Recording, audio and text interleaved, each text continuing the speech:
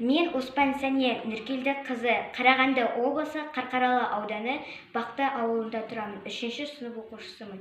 Абайдың 7-ші қара сөзі үзінді. С самого рождения жизнь ребенка складывается из двух разных побуждений. Одна – это пить и спать, без чего тело ребенка не будет расти и крепнуть. Второе желание ребенка – это знать все. Дитя стремится ко всему, что видит глаза и слышит уши. Тянется к блестящему предмету, пробует его на ощупь и на вкус.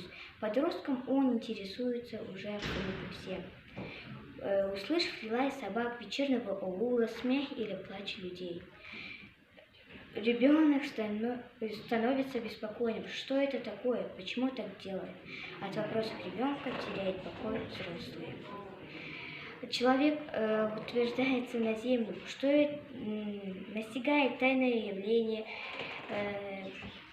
или делая определенные предположения на этот счет.